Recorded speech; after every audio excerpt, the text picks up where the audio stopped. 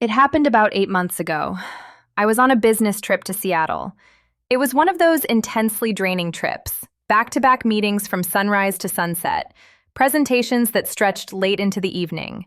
New city, fancy hotel, but mostly just the sterile conference rooms, the bland hotel restaurant food, and the glowing screen of my laptop. I felt utterly drained, honestly, exhausted from the work and strangely disconnected. Disconnected from my regular life, my comfortable routine, and especially disconnected from my partner back home. We'd talk on the phone, but the calls felt superficial, rushed. There was a distance, not just physical but emotional, that I hadn't quite processed at the time. The city itself was vibrant, rainy, and beautiful, but I barely saw any of it beyond the conference rooms and the echoing hotel lobby. Evenings were usually reserved for mandatory dinners with colleagues, forced small talk, then a lonely trek back to my room to prep for the next day. It was monotonous, surprisingly isolating, despite being surrounded by people. On the third night, after a particularly grueling day that had stretched into an equally grueling evening meeting, the company hosted a networking event at the hotel bar. Everyone was unwinding, a bit more relaxed, the tension of the day melting under the influence of expensive cocktails. I had a couple of glasses of crisp white wine, just enough to loosen the tight knots in my shoulders, to feel a tiny bit lighter, a little less like a robot. I found myself standing by myself for a moment, sipping my wine, scanning the room, trying to look engaged but mostly just feeling profoundly tired, and a little invisible, unseen. And that's when I saw him, across the packed, dimly lit room. He wasn't part of my company. He looked like he was attending a different conference, maybe something in tech, judging by the corporate-branded lanyard around his neck. Tall, with dark, slightly tousled hair, and an easy, confident smile that seemed to crinkle the sea. Corners of his eyes. Our eyes met across the crowded space, gasps, and for a split second, something just sparked. It was a purely primal, instant connection, like a jolt of unexpected electricity. It felt dangerous, thrilling, like a forbidden secret had just been shared across the room. He walked over, his stride confident, and we started talking. Nothing profound, just the usual polite small talk. What brings you to Seattle? Long day? Great bar. But as we spoke, it wasn't just superficial chatter. There was an undeniable undercurrent, a palpable tension in the air between us. He was funny, quick-witted, charming, and attentive in a way that felt like a spotlight on me. He made me laugh, genuinely laugh, a full, unrestrained laugh that I hadn't realized I'd been holding back all week, maybe even longer. He looked at me in a way my partner hadn't in a long time, with pure, unadulterated interest and a clear, raw desire. And I, selfishly, desperately, soaked it all up like parched earth. Every compliment, every lingering glance, every casual, innocent-seeming touch of his hand on my arm, it felt like a jolt, a surge of adrenaline. It was a thrill I hadn't realized I was craving so desperately. It was forbidden, exhilarating. This wasn't my real life. This was a bubble, a momentary escape from all my looming responsibilities, all my ingrained commitments. It was just me and him and this electric, unspoken tension that was pulling me in. My rational brain was screaming warnings at me. What are you doing? You have a boyfriend. You love him. You're happy. But the other part of me, the part that felt neglected or maybe just adventurous and reckless and weary, was louder, more insistent. It was whispering, just one night. No one will ever know. Just for you. Just this once. The allure of anonymity, of stepping completely out of my life, was overwhelmingly potent. One drink turned into another, then another. The conversations became deeper, more personal, more dangerously intimate. We moved away from the main group, found a quieter corner by the floor-to-ceiling windows overlooking the rainy city lights.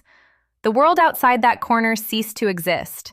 It was just the two of us, locked in this intense, almost hypnotic interaction, drawn closer by the pull of something powerful and illicit.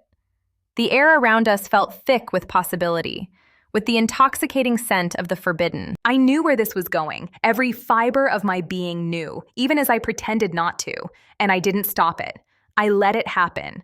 I wanted it to happen with a desperate hunger that shocked me.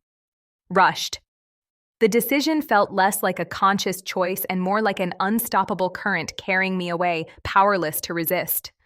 It was a dizzying mix of fear and absolute, terrifying excitement. The idea of doing something so utterly transgressive, so completely out of character, so utterly selfish, was intoxicating. We ended up in his room. It felt surreal, like watching myself in a movie, a detached observer. The lights were low, casting long shadows. Everything that followed was fast, raw, passionate, primal. There was no emotional connection, no tender words exchanged, no promises. It was purely physical. And in those moments, I consciously let go of everything. All the pressure, all the expectations, all the burgeoning guilt. For those few hours, I was just a woman, desired, desiring, anonymous, completely, dangerously free. It was a total, reckless surrender. The thrill was immense, a wild, pounding exhilaration that coursed through my veins, making my head spin. It was the thrill of the forbidden, the thrill of anonymity, the thrill of being someone else, even if just for a single fleeting night. It was selfish, utterly, completely selfish, and profoundly liberating in a way I hadn't felt in years. Sighs, then it was over.